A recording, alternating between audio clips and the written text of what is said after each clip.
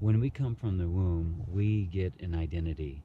You are Daniel, you're a white kid, you're a boy, you're heterosexual or homosexual, you're a fast runner, or you're good at math.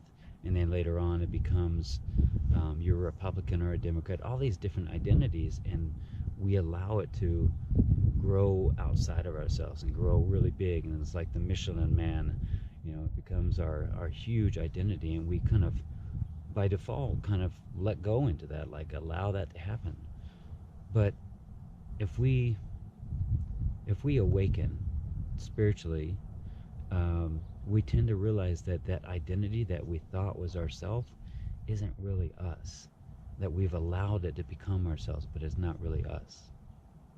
So this whole idea about spiritually awakening is dropping that, is not being so attached to that. Still having, yeah, I am still Daniel, but there's another way to live. There's a way to live that is not, it's not about positive thinking. It's more about more knowing and understanding from the heart. And it's about feeling and feeling the power of that.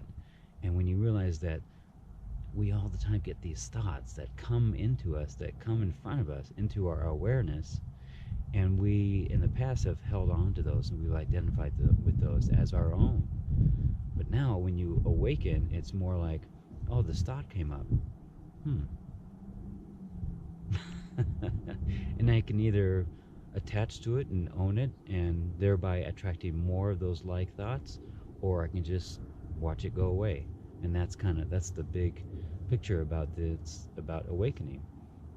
So when you become more of that, just feeling, understanding from a different place, and watching those thoughts come up, and it makes your life so much easier, more graceful, more powerful.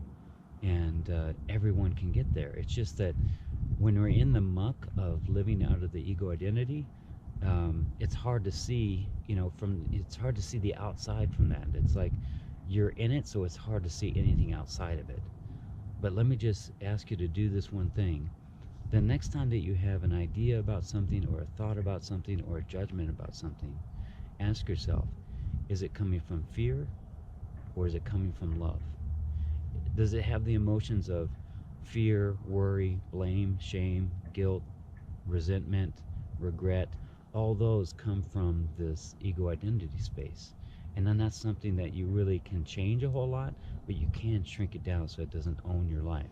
So next time, as you're moving through your life and you start having reactions to things, is it coming from your heart? Is it coming from love? Or is it coming from this reaction of identity? I've got to keep myself, in this identity.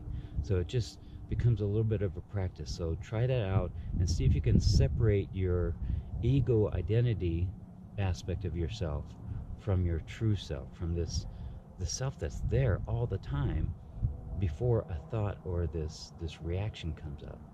So as you're sitting here, there's still this time, like if you can just stop for a moment, just right now, when there's no thought, that's who you are.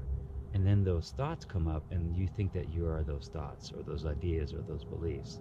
But when we just had that moment, that's where you sit right there. So if you can separate that moment from the ego identity and the reaction and the thoughts and the beliefs as a separate thing, then you start going, oh wow, I think I can live over here instead of over here. So it's just a different perspective, but I wish I could just push a button or flip a switch or something to cause you to have that little experience of, wow, I can actually live a life. It's not about you becoming more peaceful. It's not about you becoming a better person. It's about you realizing that you are not that person. You are not the thoughts that need to get better. Do you get that? You're not the thoughts that need to get better. You are the one that's aware of the thoughts.